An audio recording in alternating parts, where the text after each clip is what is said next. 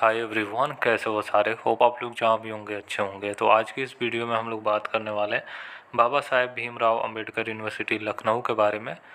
और आप सभी का जो एडमिशन का सिलसिला है ऑलरेडी स्टार्ट हो चुका है और फॉर्म भी ओपन कर दिया गया है CUET UG का। और 17 तारीख तक आप अपना एप्लीकेशन फॉर्म फिलअप कर सकते हो विदाउट लेट फीस के साथ।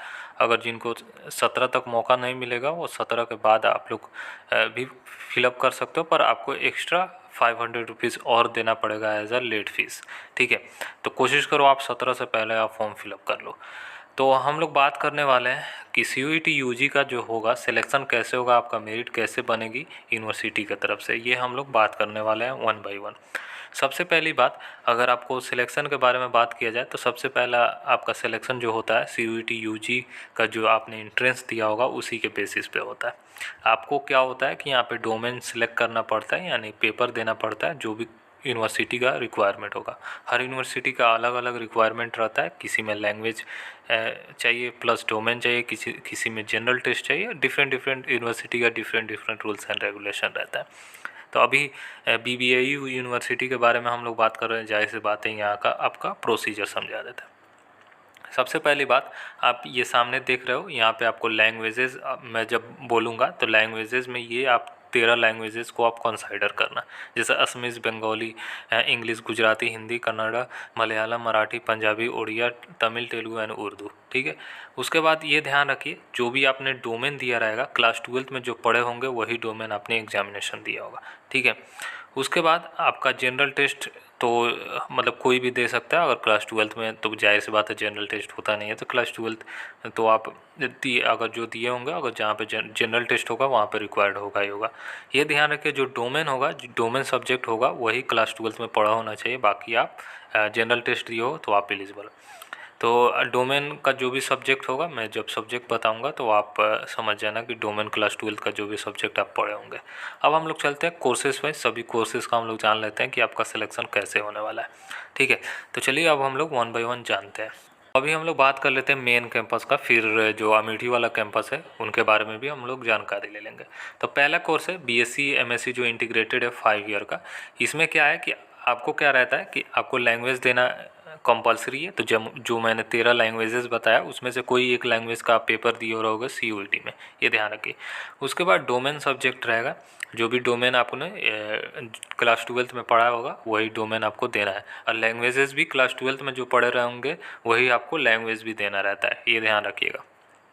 तो बायोलॉजी, केमिस्ट्री, मैथमेटिक्स और फिजिक्स में से कोई, इन चारों में से कोई 3 पेपर दिए रहोगे तो आप एलिजिबल हो जाते हो। तो आपका टोटल मार्क्स हो गया लैंग्वेज का 200 और ये डोमेन का 3 सब्जेक्ट है तो 600 ये हो गया। यानी 800 में आप जितना नंबर मतलब लाए होंगे, जितना आपको ऑब्टेन हुआ होगा उसी के बेसिस पे आपका सिलेक्शन होगा। अब जिनका जितना ज़्यादा रहेगा उनका उतना पहले होने का चांसेस रह जाती है। बाकी cut off already university release की हुई है लास्ट ईयर का, तो वो देख लेना, उसके हिसाब से आप एनालाइज कर सकते हो। हालांकि मैं कोर्सेज वाइज कट ऑफ वाली वीडियो मैं कोशिश कर रहा हूँ बनाने के लिए, अभी BBA का बनाया हूँ, धीरे धीरे मैं कवर कर दूंगा रिजल्ट आने से पहले तक। ठीक है, अब हम लोग BSc जूलॉजी के बारे में जानकारी ले लेते हैं। यहाँ पे एक लैंग्वेज आपको देना होगा, अगेन मैं जो बताया हूँ 13 लैंग्वेजेस में से कोई आपने क्लास 12 में पढ़ा होगा तो वो आप दे सकते हो। उसके बाद 3 डोमेन आपको चाहिए, केमिस्ट्री, ज्योग्राफी, फिजिक्स, बायोलॉजी और मैथमेटिक्स में अगर कोई भी आप 3 सब्जेक्ट दिए मतलब दिए रहोगे या क्लास 12 में पढ़े रहोगे, तो इनमें से 3 सब्जेक्ट आपको देना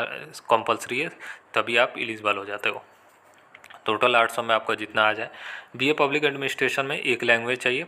उसके बाद political science, economics, history, sociology, geography and general traditional practices India, इनमें से कोई 3 सब्जेक्ट अगर आप दिए रहोगे तो आप एलिजिबल हो जाते हो। तो ये भी 800 में से आपका जितना नंबर आया रहेगा।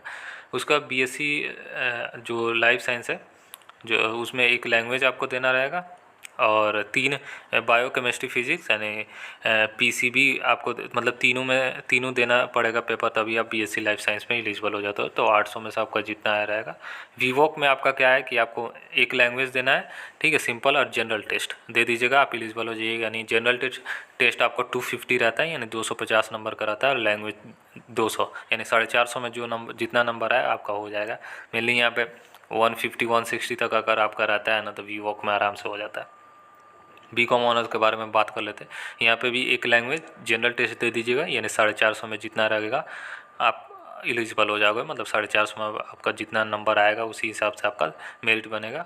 और जनरल टेस्ट लैंग्वेज दिए रहोगे तो आप एलिजिबल हो जाते हो। बीबीए के लिए सेम वही कंडीशन है, लैंग्वेज प्लस जनरल टेस्ट 450 में जितना नंबर आया रहेगा।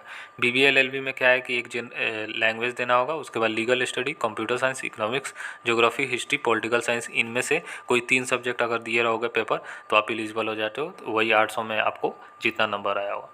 Diploma in early childhood care and education के बारे में बात किया जाए तो इसमें क्या है कि एक लैंग्वेज और जनरल टेस्ट आपका देना ज़रूरी है, ठीक है, तो आप एलिजिबल हो जाएगा। उसके बाद हम लोग बात कर लेते हैं बीटेक के बारे में, सिविल इंजीनियरिंग, ठीक है। तो एक लैंग्वेज और डोमेन में आपको ये सामने दिख रहा है, फिजिक्स, केमिस्ट्री, मैथमेटिक्स या apply mathematics and computer science या इंफॉर्मेशन प्रैक्टिसेस, इनमें से कोई 3 दिए रहोगे तो आप एलिजिबल हो जाते हो। सेम बीटेक कंप्यूटर साइंस के लिए भी वही कंडीशन है, इलेक्ट्रिकल इंजीनियरिंग के लिए भी वही कंडीशन है, यानी मतलब सारे जो भी ब्रांच है बीटेक के लिए सेम वही कंडीशन है। आपको 800 में से जितना रहोगे उसी के बेसिस पे आपका मतलब मेरिट बनेगा। और एक लैंग्वेज और 3 डोमेन आपके सामने दिख रहा है सब्जेक्ट, ठीक है। उसके बाद लेटरल एंट्री वालों के लिए देख सकते हो यही सेम आपका दिख रहा है, यहाँ पे सब्जेक्ट आप देख सकते हो वही कंडीशन है। बाकी जितना भी लेटरल एंट्री का है, होप यहाँ तक आपका समझ में आ चुका है, ठीक है। तो सिंपल सा आप समझ लो कि जो आपका डोमेन रिक्वायर्ड है और जो लैंग्वेज है उसको दिए रहोगे, उसके बाद जो मैक्सिमम नंबर है उसका है, उसमें से आपको जितना आया रहेगा उसी के बेसिस पे आपका सिलेक्शन होगा और मेरिट बनेगा। जितना जिसका अच्छा नंबर रहेगा उसी के हिसाब से आपका मेरिट बनने वाला है। बीए एफटीएमएस है जो film theatre and media studies है। इसमें क्या है कि आपको एक लैंग्वेज देना होगा और उसके बाद जनरल टेस्ट देना होगा, ठीक है। आप एलिजिबल हो जाएगा, यानी 450 में आपका मेरिट बनेगा जो भी आपका नंबर आया रहेगा। उसके बाद आपको सैटेलाइट कैंपस में देख सकते हो बीए ऑनर्स में लैंग्वेज और जनरल टेस्ट रिक्वायर्ड है। BSc food science and technology में आपको लैंग्वेज और डोमेन में फिजिक्स, केमिस्ट्री, बायो तीनों देना ज़रूरी है। बीएससी आईटी में आप देख सकते हो एक लैंग्वेज देना है, डोमेन में आपको physics, chemistry, mathematics, computer science या इंफॉर्मेशन प्रैक्टिसेस देना होगा। तीनों में से 3 सब्जेक्ट इसमें से देना होगा। बीकॉम में आपको एक लैंग्वेज और एक जनरल टेस्ट, बीसीए में एक लैंग्वेज और आपको 3 डोमेन देना होगा, physics, chemistry, mathematics, computer science या इंफॉर्मेशन प्रैक्टिसेस इनमें से, ठीक है। उसके बाद बी फार्मा में एक लैंग्वेज और डोमेन इसमें फिजिक्स, केमिस्ट्री, बायो, मैथमेटिक्स इनमें से कोई 3, ठीक है। उसके बाद डिप्लोमा आप देख सकते हो एक लैंग्वेज और डोमेन में आपको फिजिक्स, केमिस्ट्री, बायो या मैथमेटिक्स इनमें से कोई 3 दीजिएगा तो आप एलिजिबल हो जाओगे, ठीक है। तो आपका यहाँ पे एंड हो जाता है कोर्सेज, तो ठीक है। तो मैंने बता दिया कौन सा डोमेन आपका रिक्वायर्ड है कोर्सेज वाइज, किस में लैंग्वेज, सब में तो लैंग्वेज मेनली मांगा जा रहा है। उसके बाद किसी में आपको जनरल टेस्ट रहेगा तो हो जाएगा, किसी में आपको 3 डोमेन चाहिए, मतलब मैक्सिमम कोर्सेज में 3 डोमेन चाहिए और एक लैंग्वेज चाहिए, ठीक है। और डोमेन में कौन सब्जेक्ट रहेगा तो आप एलिजिबल हो जाएगा, तो आपके सामने दिख रहा है, ठीक है। ये ध्यान रखिए अगर आप सीयूईटी का फॉर्म फिलअप करते टाइम बीबीआई यूनिवर्सिटी का आपने नाम नहीं डाला है तो कोई दिक्कत नहीं है।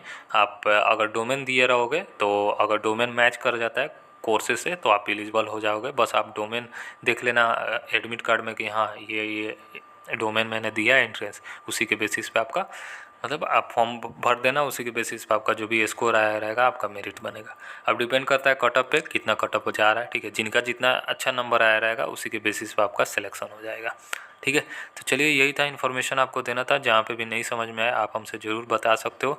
बाकी मैंने कोशिश की आपको अच्छे से समझा पाऊँ, जितना मुझे समझ में आया मैं आपको अच्छे से समझा दिया हूँ। बाकी कहीं पे भी डाउट होगा तो आप ज़रूर पूछना, हालांकि मतलब डिटेल में समझा दिया हूँ। शायद आपको डाउट आए इससे रिलेटेड, अगर फिर भी आ रहा है तो डेफिनेटली पूछ सकते हो। तो चलिए फिर ऐसे ही रूबरू होते रहेंगे डिफरेंट वीडियोज़ के साथ। आपके लिए हेल्पफुल वीडियो आती रहेगी इस चैनल पर। तो तब तक के लिए बाय, टेक केयर और ख्याल रखिए अपना।